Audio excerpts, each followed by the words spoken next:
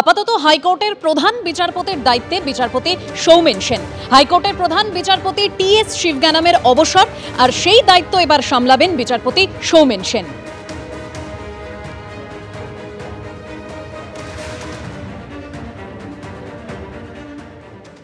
যাদবপুরে ছাত্রীর রহস্য মৃত্যু, খুনের মামলা দায়ের করল লালবাজার। দুর্ঘটনা নয়, খুনের অভিযোগ পরিবারে। লালবাজারে মৃত ছাত্রীর বাবা। লালবাজারে গিয়ে পুলিশ কর্তাদের সঙ্গে কথা মৃত অনামিকা মণ্ডলের বাবার। লালবাজারের পর যাদবপুর থানায় এলো মৃত অনামিকা মণ্ডলের পরিবার। এদিকে এই ঘটনার প্রতিবাদে এসএফআই এর তরফে মিছিল শুরু হয়েছে যাদবপুরে। সরাসরি আমাদের প্রতিনিধি উজ্জ্বল মুখোপাধ্যায় আমাদের সঙ্গে রয়েছেন। উজ্জ্বল, মিছিল এই মুহূর্তে কোথায় রয়েছে এবং এসএফআই এর কি দাবি এই মুহূর্তে? দেখো, প্রথমত এসএফআই এর যে মিছিল সেটা যাদবপুর ক্যাম্পাসের মধ্যেই মিছিল, এবং এই মিছিল থেকে বারবারই যে স্লোগান উঠছে তা হচ্ছে এই রহস্যজনক যে মৃত্যু তার কিনারা করতে হবে, এবং এই বিশ্ববিদ্যালয় পরিচালনার ক্ষেত্রে বারবার যে গাফিলতিগুলো নজরে আসছে তার বিরুদ্ধে কর্তৃপক্ষকে ব্যবস্থা নিতে হবে।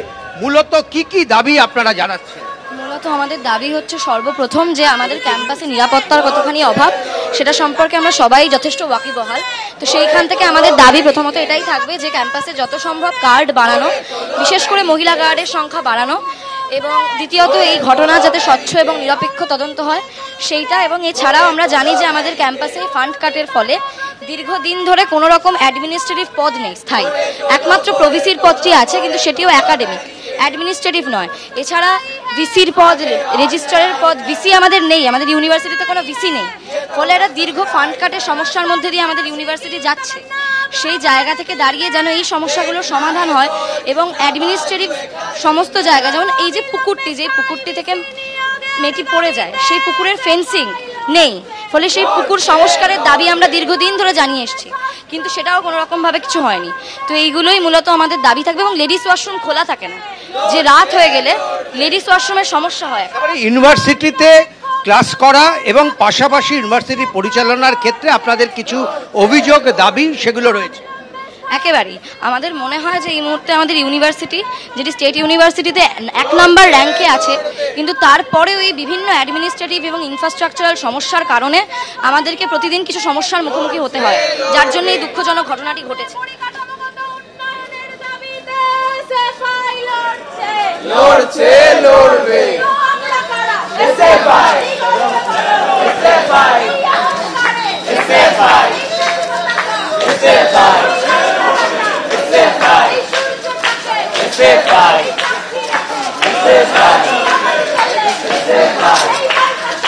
এসএফআই এসএফআই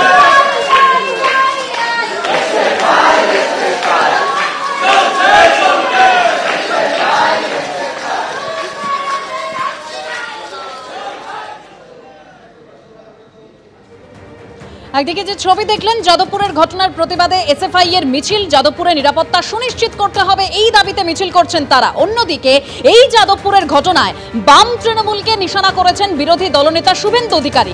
তিনি বলছেন যে যাদবপুরে অতি বাম বাঁকুড়া আড্ডা করেছে, চরস গাঁজার আড্ডা করেছে, ওরা সংবিধান মানে না, ওরা যাদবপুরে সিসিটিভি বসাতে দেবে না, এরাই ভোটের সময় নো ভোট টু মোদির স্লোগান তোলে, মমতা বন্দ্যোপাধ্যায় তার লাভ পান। আক্রমণ করেছেন বিরোধী দলনেতা। কোনো লাভ হবে না, সিসিটিভিও লাগাতে দেবে না, এবং ওখানে বন্দে মাতরমও গাইতে দেবে না।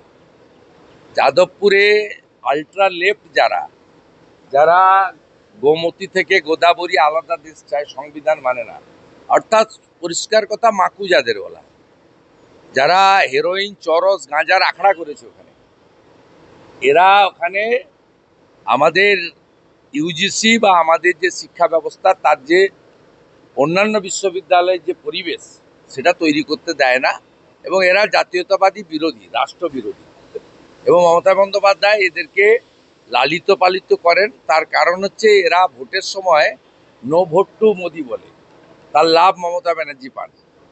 বিজেপিকে আনুন, সাফ করে দেবো।